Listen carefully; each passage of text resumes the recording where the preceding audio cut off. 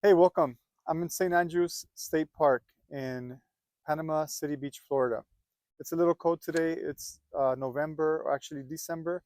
It's December, but I want to show you just a basic setup that you could do with your RV. So we have an E450 Class C Jayco RV. It's about 25 feet long. It's pretty standard. So let me show you what we have connected. So first we have the water coming from the campsite, and we have a pressure regulator coming so that it controls the pressure going into your RV so that the RV does not get unregulated pressure, since campsites may have different water pressure coming from their water systems. Now this is a really cool thing that I actually hadn't thought about until recently. We have a splitter which will split the water going into two directions. I'll show you where they go. This is a 0G water hose, really good, flexible, super sturdy. It's been really great for us, and we have two of these. Now, one of them is going to the black tank water flush, and the other one's going to the fresh tank water inlet. Okay, that's what we have. Here we have our electricity. It's a 30 amp RV. Here we have a surge protector in case there's any power surges. We have actually had a lot of issues in this campsite with the power going out unexpectedly because they were doing maintenance or whatever the case may be. So these are really good to have when the power comes back. This will protect your RV from any surges that could happen. This has a really good, water protection for your cord. This is a little trick I do because sometimes the connections are a little loose, so you don't want to have this fall off if it's windy, which it has been windy. You want to have this little thing that kind of just holds the connection nice and tight. So that's what we have for electricity. You could see that this is going out. It's not coiled, it's spread out. Same thing with the water. So moving forward, this is where we have the water coming in. So let's start with the fresh water. This fresh water right now is going in from the campsite, is going through a filter. So this is filtering the water coming in. You could put this either at the start by the spigot, or you could put it at the end. So I put it here at the end. Kind of hangs a little funny, but it still works. And then if you get close here, you'll see this blue gadget. Now this blue gadget counts the water going in. So it counts the gallons of water going in. So you don't really need it. You could just connect this to your RV without this in the middle. But I like doing this because I can actually see, for one, is water leaking. So if numbers are moving up, that means that there's water running. Obviously, when you're using the water, that should be happening. But if you're not using the water, since we're outside, these numbers are not moving. That means there's no leak, first of all. Sometimes if you want to know how much water you're putting in, let's say you're going to go boondocking, or let's say after this campsite, I'm going to go to a place where I'm going to depend on just a water tank. And I want to, let's say, put 10 gallons maybe, or maybe for the trip, so I can use it on the road. I want to put 10 gallons out of, let's say, a 40-gallon tank. I could count the number of gallons that go in and just kind of have an idea for how much water I'm putting in, and stop it when I want to stop it.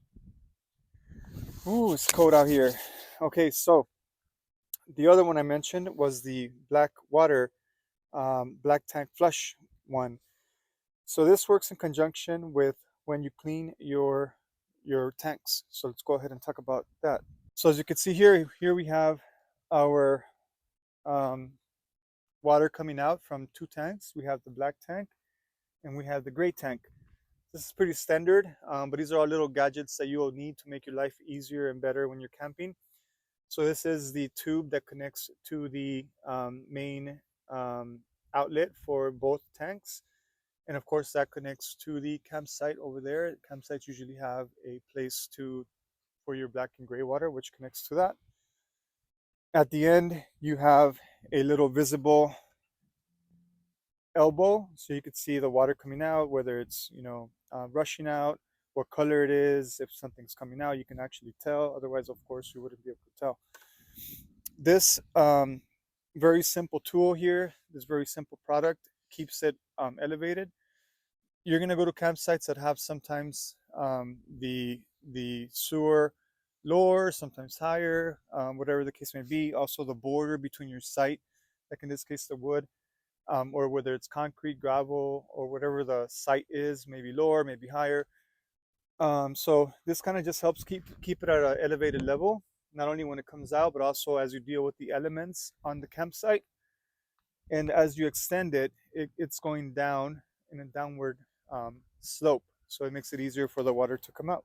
So basically, the way that everything works with the black water tank is normally what you would normally do is open the black water lever, and that's going to let all the black water rush out. And then you would normally say, okay, my black water tank is clean. And then you would close the black one, and then you would open the gray one, which is like your shower, your kitchen water, all that stuff. All that's going to come cleaning out all the black water that was just coming out. And then normally you'd be done. But if you want to do a black tank flush, a lot of RVs have that second inlet for water. So this is so that you want to flush out your black tank, because just opening that valve may not mean that it all comes out, or it doesn't always get cleaned as you would expect.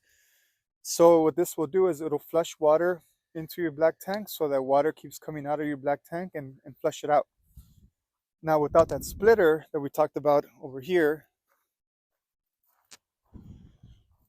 if I didn't have the splitter, I would first, I would have to disconnect my fresh water if I want to do a black tank flush, and then connect the hose to the spigot for the black water.